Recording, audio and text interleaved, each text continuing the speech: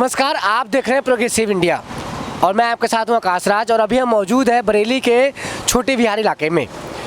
और progressive India का एक ही मकसद है कि वो क्षेत्रीय मुद्दों को उभार कर बाहर ले आए।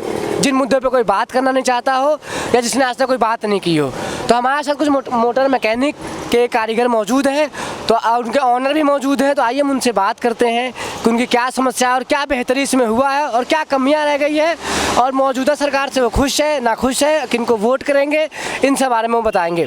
क्या सरकार को लेकर क्या आप खुश हैं कि हाँ, या फिर सरकार को लेकर हम लोग बहुत खुश हैं। मेन बात यह है कि हमारा क्षेत्र जो है करीब 30 साल से नगर निगम में आता है और हर बार विधायक लोग आते हैं और कह जाते हैं कि हम रोड डालेंगे, नाली डालेंगे। ऐसा कुछ नहीं हुआ कभी। लेकिन इस बार हमारे पूरे गांव के अंदर, छोटी विहार के अंदर रोड और नालियाँ, पोल पे लाइटें, सारी व्यवस्था सही हो गई हैं। आरसीसी रोड पूरे गांव के अंदर हो गया है। पहले आज तक कभी ऐसा कुछ नहीं हुआ। विधायक भी आते थे, सांसद भी आते थे, मेयर आते थे, ना कोई सभासद कराया, किसी ने कुछ काम नहीं कराया। लेकिन इस बार सारा पूरा गाँव अच्छा हो गया हमारा। लेकिन हम बरेली में पिछले कुछ दिनों से घूम रहे हैं, तो अभी हमने यही कुछ लोगों से बात की, तो वो कह रहे कि काफ़ी ज़्यादा दिक्कतें हैं यार। लोग मतलब पीले पानी पीने को मजबूर है। वो पानी तो इसलिए है कि मॉल के वजह से पानी हो रहा है, उसे सारा पानी यहाँ के बेकार कर रखा है मॉल वालों ने। अच्छा, हाँ, उसका तो सुधार होना चाहिए ना, क्योंकि लोग बीमार हो जाते हैं, हॉस्पिटलाइज तो सरकारी टंकी आ तो रही है उसके लिए। कब तक लोग खत्म हो जाए तब तक आएंगे? नहीं, सरकारी टंकी रोज आती है।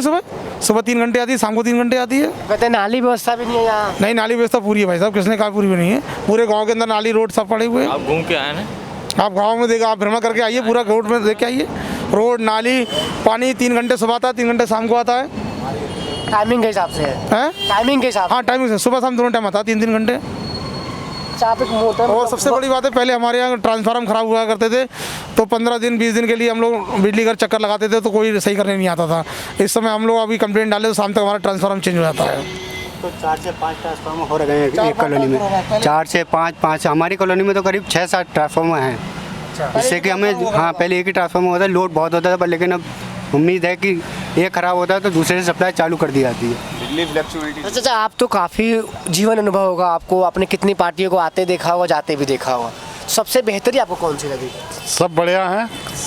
नहीं, सब बढ़िया था तो फिर खेल रहे हैं कि सब बढ़िया है। तो ऐसे बताइए कि सबसे बढ़िया कौन है? सही है, कार्यकाल अच्छा रहा। कार्यकाल में मतलब आपको लगा कि नहीं, वो जनहित में काम किए, जनहित के मुद्दों को सही से धरातल पे ले उतार पाए? बढ़िया काम है, बीजेपी के बहुत अच्छे काम हैं।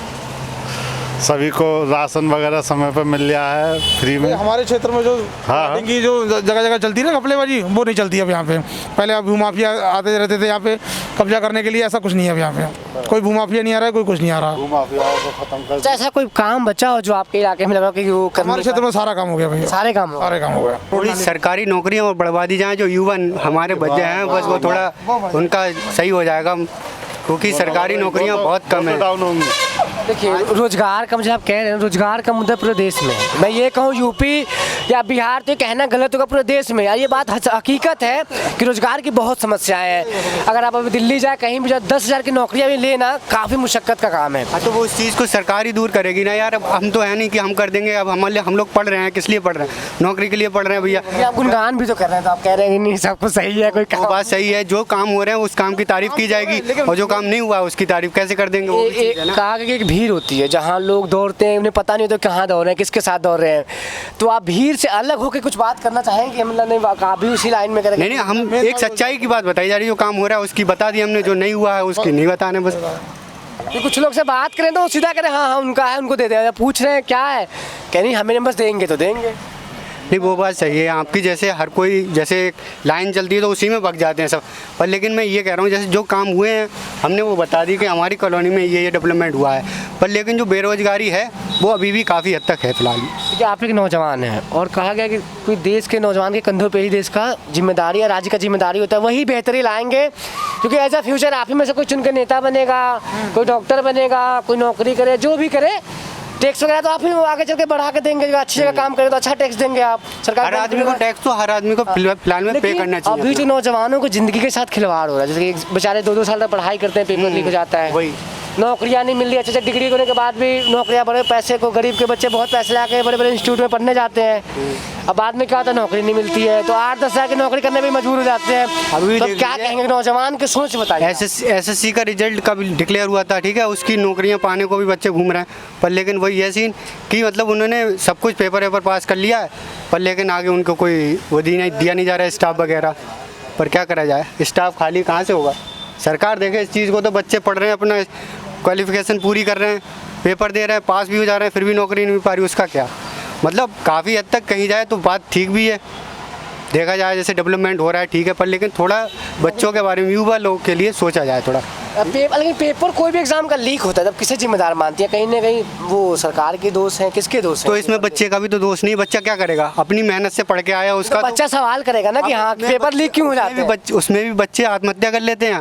ये बहुत शर्म, किसी भी गवर्नमेंट की शर्म की बात है कि एग्जाम की वजह से कोई आत्महत्या करता है, कोई भी कारण से अपने जीवन को खत्म करता है, तो बड़ी शर्म की बात है। हाँ, तो इस चीज़ के लिए सरकार को सोचना चाहिए, पूरी पाबंदी लगाई जाए कि ऐसा कुछ लीक नहीं होना चाहिए। इसमें बच्चा क्या कर सकता है, बच्चे के हाथ में कुछ नहीं होता, ये सब सरकार के हाथ में है, प्राइवेट या जो भी गवर्नमेंट कर रहा है वो अपने हिसाब से कर रहा है, हमारे हाथ में तो है नहीं। हम बच्चे को बता दिया था इस फला जगह पे सेंटर है तुम्हारा, जाओ पेपर देकर आओ।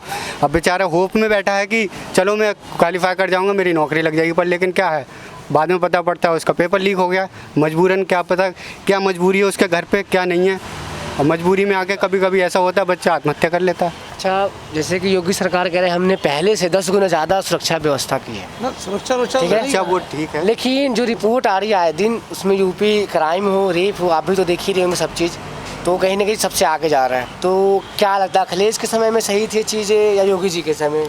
वो अखिलेश तो कहते हैं ठोकरा चला रहे हैं। देखिए मैं पार्टीज़ पे मैं बात ही नहीं करना चाहता, सीधी बात में पार्टीज़ पे तो जाऊँगा ही नहीं। आप पार्टीज पे नहीं लगे, आपको बेहतरी बताइए ना। पार्टी तो ठीक है, वो तो कोई ना कोई पार्टी ही आएगी, शासन तो वही करेगी, चलाएगी तो वही, लेकिन बेहतरी कौन करेगा? बेहतरी देखो, जो एक सही समझ का आदमी होगा बेहतरी वही कर सकता है, जो सही समझ का आदमी होगा वही बेहतरी कर सकता है। ज़्यादा से ज़्यादा युवा लोग के बारे में सोचने की कोशिश की जाए तो वो बढ़िया है। अपराध वगैरह सब सही है। हाँ, अपराध सरकार में होता है, सही हो जाएगा ऐसे कोई यार। सरकार नहीं जिसमें अपराध नहीं होता, बस दिखाया नहीं अपराध करवाएगी, ये बताइए सरकार के अपराध करवाएगी रोकेगी ना वो थोड़ी करवाएगी तो ना, वही तो कह रहा हूँ, रोकेगी ना, तो वही कह रहा हूँ रोकना जरूरी है।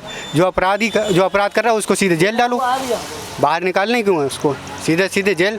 अपराधी वगैरह भी तो होती है उसके बाद जो अपराद है करा है जिसने, वो तो अपराध हर सरकार में होते हैं, ऐसा कुछ नहीं कि अपराध नहीं होते हैं, बस ये है कुछ लोग कुछ सरकारों में दिखाया जाता, किसी में नहीं दिखाया जाता, ओपन है, बस ओपन है तो दिखाया जा रहा, अंदर कर दिया आप चाहे अदर पार्टी आप मोटर सेक्टर से जुड़े हैं, जी जी।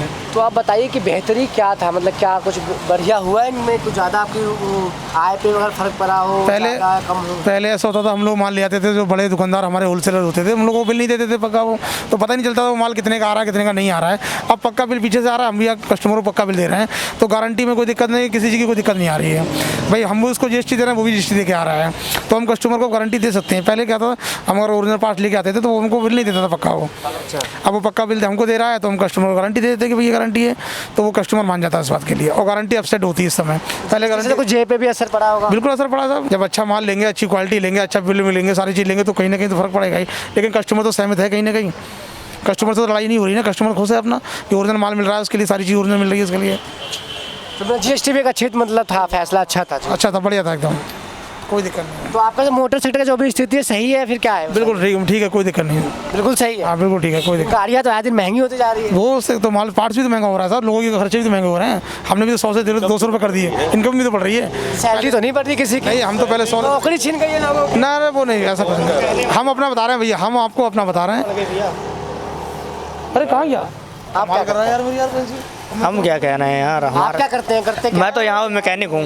तो इन्होंने सैलरी इंक्रीमेंट की आपकी? हाँ हाँ बिल्कुल, सैलरी क्या, यहाँ पर हम दोनों पार्टनर हैं इस काम में, कोई प्रॉब्लम नहीं, स्पेयर पार्ट्स उनके हैं और काम हमारा है। अच्छा। सैलरी पहले हमारे हिसाब से, पहले हम सर्विसिंग करते थे तो 80 रुपये चार्ज आता था, अब 150 प्लस हो गया है।